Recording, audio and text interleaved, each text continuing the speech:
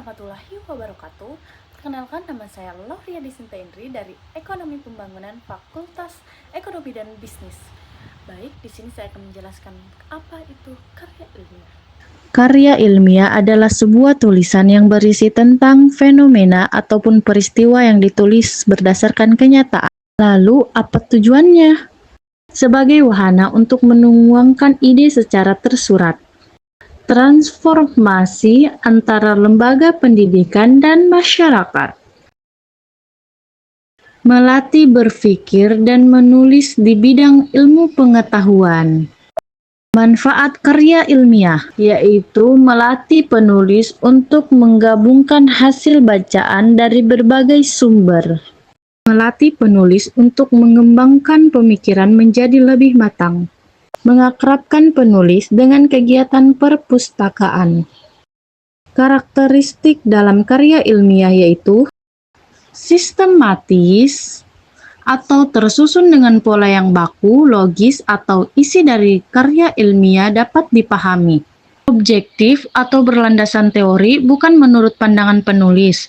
Faktual, ditulis berdasarkan fakta. Bentuk karya ilmiah diungkapkan dalam bentuk ringkas dengan bahasa yang populer dan lebih santai, mengikuti kaidah bentuk formal namun penyajian lebih sederhana. Wujudnya harus memenuhi unsur-unsur kelengkapan akademis secara lengkap. Dan adapun struktur karya ilmiah, judul, pendahuluan, kerangka teoretis, metodologi penelitian, pembahasan, simpulan dan saran, yang terakhir daftar pustaka. Baik, dan adapun bahasa Indonesia dan ragam ilmiah. Yang pertama, apa sih ragam bahasa ilmiah dalam bahasa Indonesia? Yaitu, ragam bahasa ilmiah adalah salah satu bahasa Indonesia yang ada dalam penulisan karya ilmiah. Ragam bahasa ini biasanya penulis gunakan untuk mewadahi dan mencerminkan sifat keilmuan dari suatu karya ilmiah. Bahasa ilmiah biasanya digunakan oleh para ilmuwan, penelitian, dan akademis untuk membuat karya tulis mereka seperti jurnal, ilmiah, makalah, laporan penelitian, tesis, dan disertai menurut Konsuminugrum 2019 dan Haryadi 2022. Ragam bahasa ilmiah banyak penulis digunakan untuk melaporkan atau membahas tentang hasil kegiatan ilmiah dari suatu penelitian ilmiah. Dan adapun ciri-ciri ragam bahasa ilmiah. 1. Cendekia. Kalimat pernyataan yang seksama sehingga mudah membaca, pahami, sehingga tidak menimbulkan misinterpretasi. Yang kedua, lugas dan jelas. Bahasa yang kita gunakan mampu menyampaikan informasi dengan jelas dan tidak bermakna ganda, agar informasi dapat tersampaikan dengan jelas tanpa adanya kesalahan menafsirkan isi kalimat. Yang ketiga, bertolak dari gagasan. Penyampaian informasi tidak bersifat subjektif tetapi berorientasi pada gagasan. Ciri ini setiap penulis gunakan oleh kalimat pasif dengan tujuan agar gagasan tersampaikan dengan baik meskipun dengan kalimat yang singkat. 4. Bersifat formal.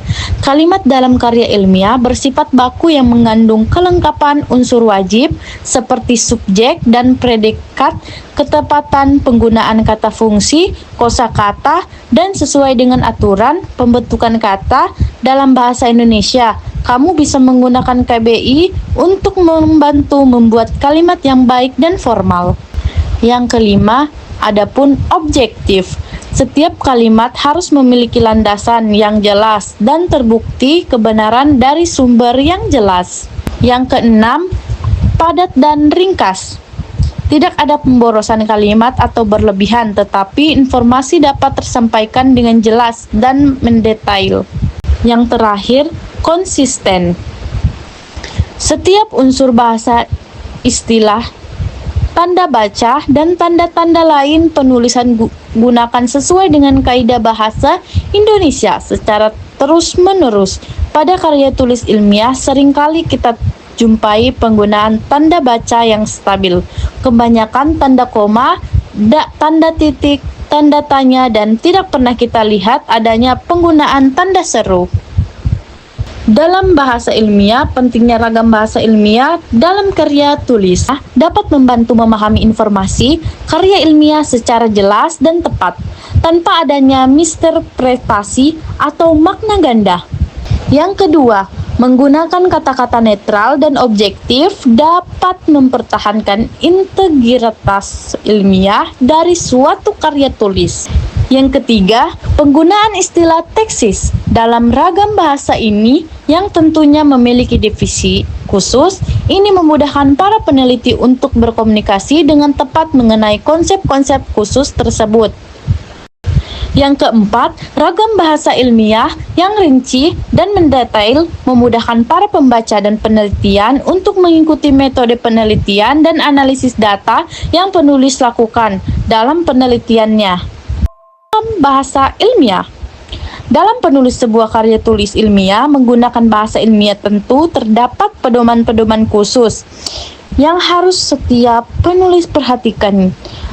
Pedoman yang dapat sobat bisa dijadikan acuan secara umum adalah Kamus Besar Bahasa Indonesia, KBBI, dan Pedoman Umum Ejaan Bahasa Indonesia yang disempurnakan PUEBI. Yang terakhir adalah jenis-jenis karya ilmiah. Yang pertama ada makalah.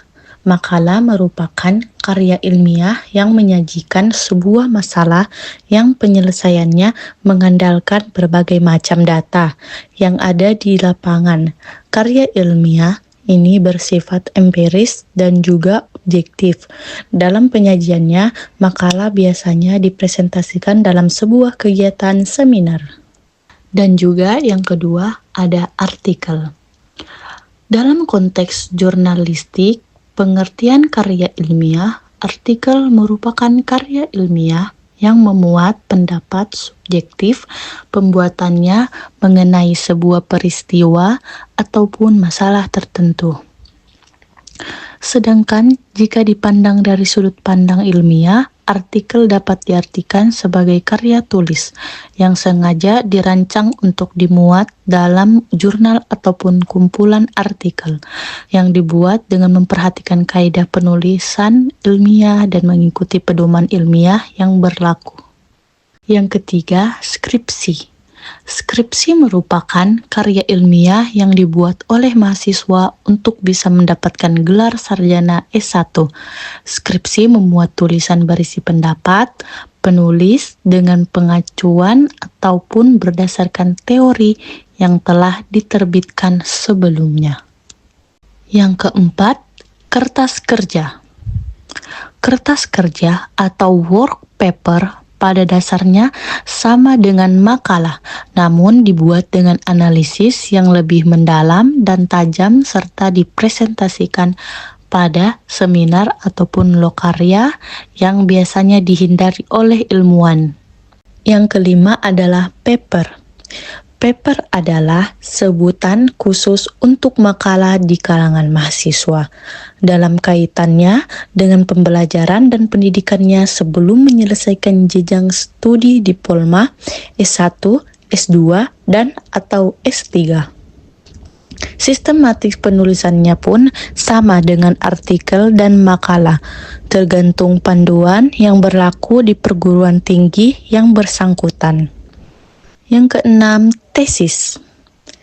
Tesis adalah karya tulis ilmiah mahasiswa untuk menyelesaikan program studi S2 atau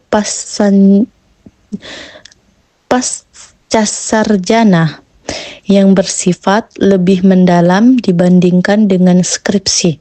Tesis mengungkapkan pengetahuan baru yang didapat dari penelitian yang dilakukan individu yang bersangkutan. Yang terakhir, disertai atau PhD tesis diperuntukkan bagi mahasiswa program S3 atau meraih gelar doktor atau DR yang memungkinkan analisis yang dapat dibuktikan oleh penulis berdasarkan dengan data dan fakta yang sahih atau valid dengan analisis yang terinci. disertai berisi suatu temuan penulis sendiri yang berupaan temuan orisinal. Baik, itu saja materi dari saya. Kurang dan lebihnya mohon dimaafkan. Sampai jumpa lagi. Wassalamualaikum warahmatullahi wabarakatuh.